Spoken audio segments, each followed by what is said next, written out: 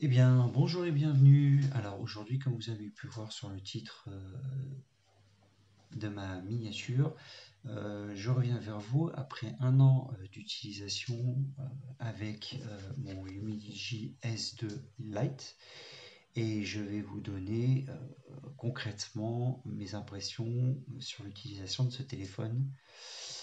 Et vous allez voir qu'il a des qualités effectivement, mais il a aussi malheureusement des défauts. On se retrouve juste après.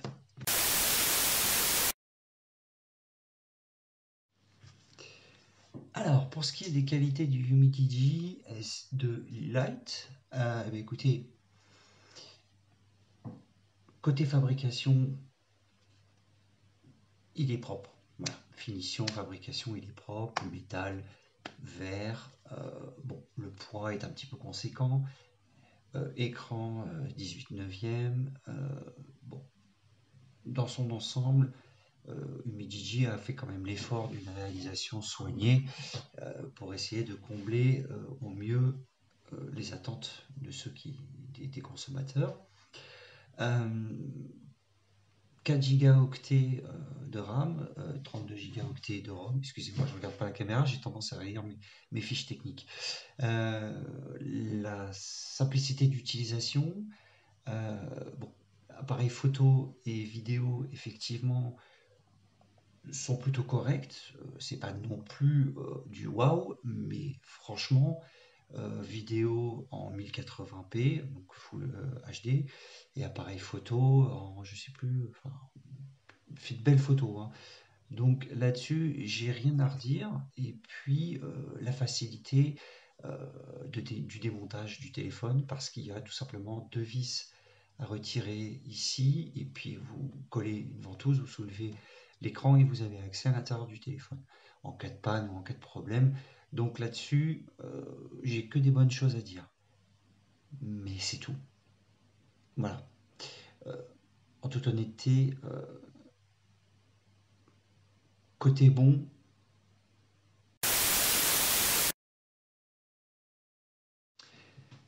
alors, côté défaut concernant ce téléphone, eh ben il y en a.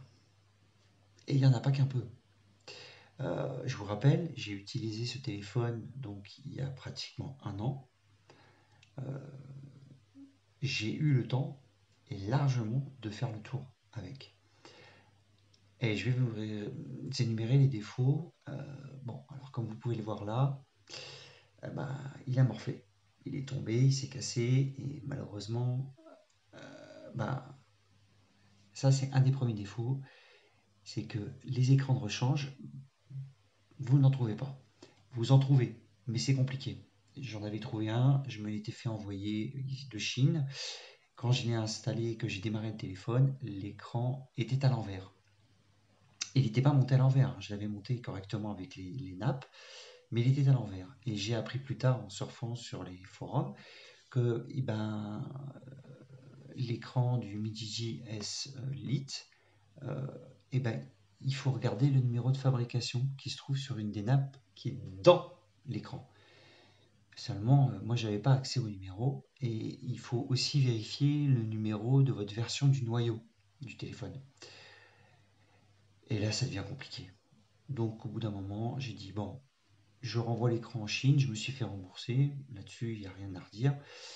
Et j'ai décidé de garder mon écran cassé parce que malheureusement, bah, c'est compliqué de trouver un écran qui aille parfaitement bien avec votre modèle de téléphone. Deuxième défaut, et pas des moindres, pour ce qui est des mises à jour Android, vous pouvez oublier. C'est-à-dire que vous achetez, alors ça je le répète, c'est un téléphone Humidigi S2 Lite, donc c'est l'entrée de gamme de chez Humidigi. Oubliez les mises à jour Android, clairement. C'est-à-dire qu'on va vous vendre ce téléphone avec Android 6.0 dessus, et basta. Vous aurez Android 6.0 dessus pendant un certain temps. Moi, ça fait un an que je l'ai. En un an, ils n'ont jamais fait de mise à jour pour essayer de passer à Android 6.5 ou 7 ou peu importe. Rien. La seule mise à jour que j'ai reçue, c'est lors du démarrage du téléphone, la première fois que je l'ai démarré, c'était une mise à jour correctif pour l'appareil photo et la caméra. C'est tout. Après, derrière, il n'y a rien. Vous garderez toujours le même Android. Alors, c'est pas gênant en soi, parce que c'est compatible Google, vous arrivez quand même à télécharger les applications, à les utiliser, vous pouvez utiliser votre GPS, vous pouvez. Enfin bref. Mais quand même, ne serait-ce que pour les correctifs de sécurité, sur du 6, c'est limite. Donc, ne vous amusez pas à vous connecter sur un Wi-Fi public avec un téléphone comme ça, au risque d'avoir des problèmes. Soit de vous faire pirater le téléphone ou autre. Ou alors utiliser un VPN. Mais bon, je n'allais pas utiliser un VPN pour ça, hein, ça sert à rien. Donc ça, c'est gênant. Ensuite, en faisant ma petite enquête, en surfant un peu sur le net et en faisant des recherches, bon, je suis tombé un peu des nues parce que, effectivement, il y a une possibilité de mettre à jour votre Midigi. Seulement, c'est à vous de le faire. Alors, quand je dis à vous de le faire, c'est quoi? Eh ben, il faut flasher votre téléphone. Moyen. Je dis moyen parce que déjà, le flashage, c'est risqué. C'est une opération qui est irréversible. C'est-à-dire que si vous prenez le mauvais firmware ou que ça se passe mal durant le flashage, que votre téléphone, pour X ou Y raison, bug, s'éteint ou autre, c'est fini. Vous foutez votre téléphone en l'air.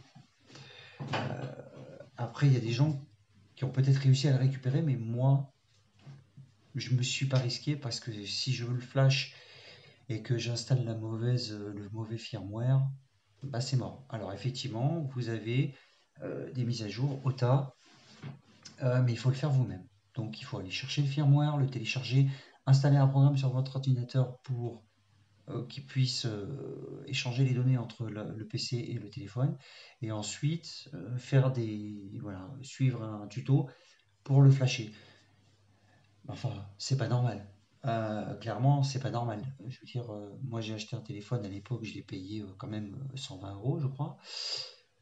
À ce prix-là, bon, je m'attendais pas à une bête de course non plus, mais je m'attendais pas à ce que Midigi nous vende un produit et puis en gros, démerdez-vous. Ça, c'est pas normal. Moi, ça me choque. Personnellement, ça me choque. Bon, donc du coup, bah, j'ai pas cherché à le flasher, j'ai pas cherché à le faire évoluer. Et aujourd'hui, bah, je l'utilise plus. Deuxième bug, enfin, deuxième bug, parce qu'il y en a sur cet appareil, l'inconvénient de rester sur un vieux système Android, c'est qu'un matin, je me suis retrouvé sans le son de l'enceinte ici. C'est-à-dire que j'avais plus de sonnerie. Donc quand on m'appelait, si j'étais dans une autre pièce, le téléphone, il vibrait, mais j'avais plus de sonnerie. Donc ça, c'est un petit peu embêtant. Donc au départ, je pensais que c'était l'enceinte à l'intérieur qui avait lâché. Et en fait, bah non, je l'ai remis en fait en sortie d'usine et j'ai pu régler ce problème de bug. Mais bon, être obligé de se faire de formater son téléphone, c'est un peu limite, c'est même limite très emmerdant, quoi. Parce que bah, vous perdez vos contacts, vous perdez tout ce que vous avez stocké à l'intérieur, hormis les photos et vidéos, bien sûr, que ça, je les mettais sur une carte SD. Mais bon, toutes vos applications, vous êtes obligé de tout retélécharger, tout réinstaller, tout ça pour un bug. Umi, c'est pas génial, hein. Ah oui, alors, deuxième bug, et pas des moindres, là c'est pareil, capteur d'empreinte. Bah, au bout d'un moment, c'est pareil, vous vous retrouvez avec un capteur d'empreinte qui ne fonctionne plus. Donc, heureusement que moi, j'étais pas resté que sur le capteur d'empreinte et j'avais fait aussi une sécurité code. Mais ceux qui font un verrouillage uniquement par capteur d'empreinte, si demain votre capteur d'empreinte il lâche, vous ne pouvez plus déverrouiller votre téléphone. Et ça, c'est bien emmerdant. Donc là, c'est pareil. Deuxième, deuxième, deuxième formatage du téléphone, remise à la sortie d'usine, ça n'a pas réglé le problème. Donc aujourd'hui, j'ai un capteur d'empreinte qui ne fonctionne plus. Voilà. Autre bug au niveau de l'appareil photo, vous lancez votre appareil photo et puis tout d'un coup, vous ne savez pas pourquoi, votre appareil s'arrête. l'application se ferme, l'application d'origine du téléphone se ferme et il vous signale que l'appareil photo est momentanément indisponible et qu'il faut réessayer. Bon, là, j'ai pas été obligé de le formater à nouveau. Suffit de le redémarrer, votre téléphone.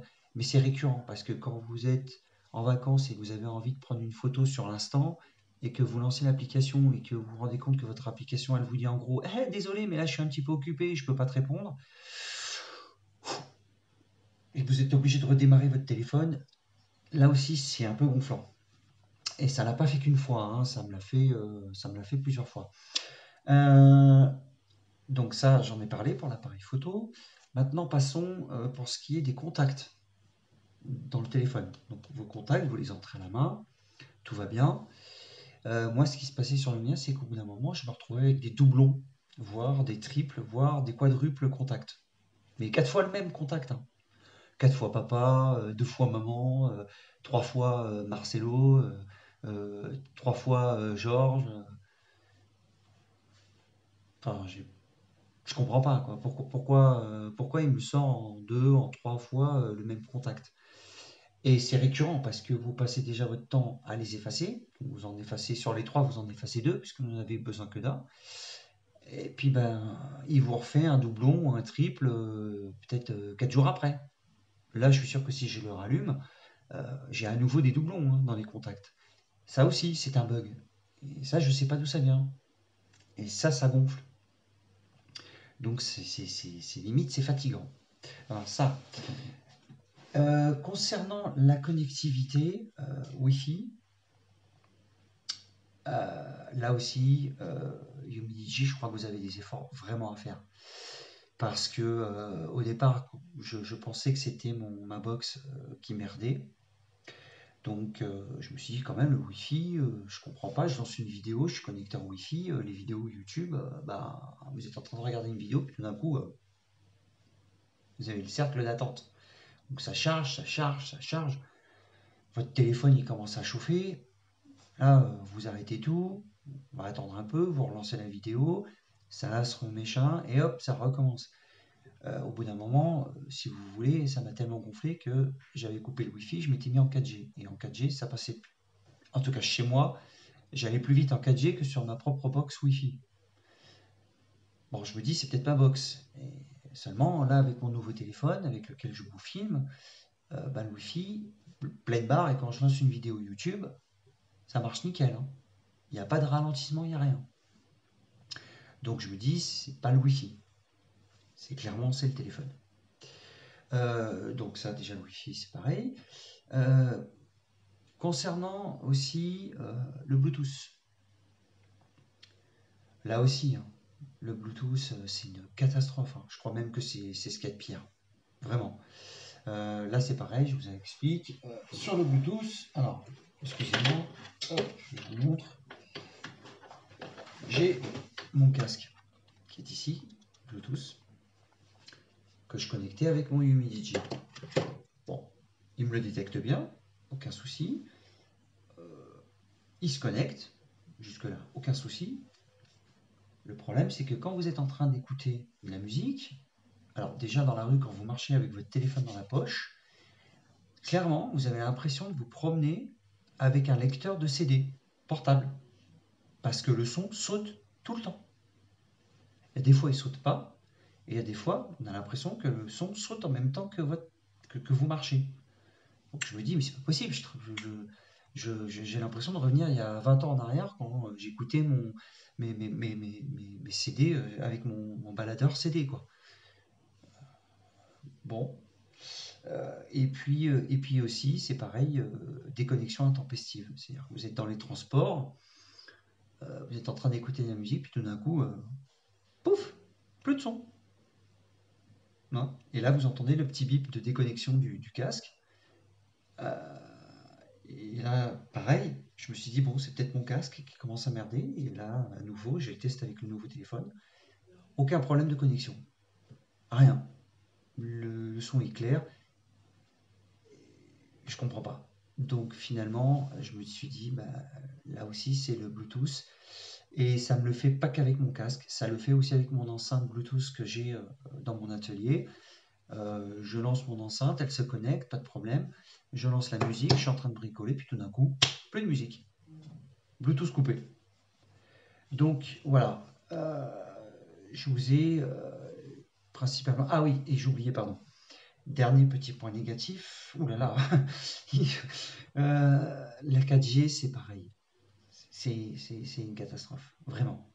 La 4G, ils vous disent oui, 4G compatible 4G, je veux bien vous croire. Effectivement. Mais à un moment donné, je me suis même demandé si je passais pas dans des zones blanches. Parce que quand vous êtes à 4G, puis que tout d'un coup vous tombez à 0, je me suis dit, c'est pas possible. C'est mon fournisseur d'internet mobile qui est médiocre. C'est pas possible. J'ai eu l'occasion de faire le test avec mon nouveau téléphone, là.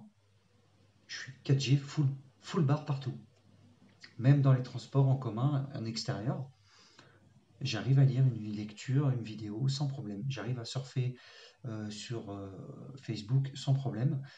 Les images s'affichent tout de suite, alors que sur Humidigi, des fois, bah, vous êtes en train de slider, et puis bah, vous avez des carrés blancs. Donc le temps que l'image arrive, vous avez le temps de voir venir. Donc clairement, la 4G, oui, mais alors il faut vraiment que vous soyez en pleine puissance. Et ça, je l'ai remarqué aussi, c'est que dès que c'est couvert, dès qu'il y a un peu de nuages et que c'est couvert, le GPS a un peu de mal à capter et la 4G, bon, là c'est carrément hallucinant quoi. Donc voilà, je vous ai fait, et vous avez vu qu'il y en a des défauts, je vous ai fait une review rapide au bout d'un an d'utilisation sur ce téléphone. Alors, je regrette pas mon achat parce qu'il m'a quand même bien servi, il m'a quand même bien aidé dans les moments, il a quand même de bons côtés, mais clairement, il a beaucoup trop de défauts pour que je continue à l'utiliser et ça, je peux pas, quoi. J'ai préféré effectivement en racheter un autre, mettre un peu plus cher, de marque chinoise aussi. Bah, pour vous donner une idée, bah, c'est le Xiaomi Redmi Note 7. Je suis en train de filmer avec le Xiaomi Redmi Note 7. Je préfère rajouter un peu plus, mais être tranquille. En plus, il y a les mises à jour sur celui-là, enfin, il est complet, quoi. Plutôt que de vouloir jouer à l'économie et vous retrouver avec un téléphone qui, au bout d'un an, est clairement pas agréable à utiliser, quoi. Voilà. C'est dommage. Je trouve ça dommage parce que bon, ça aurait pu être un bon téléphone. On se retrouve au moins pour que je vous donne globalement ma conclusion.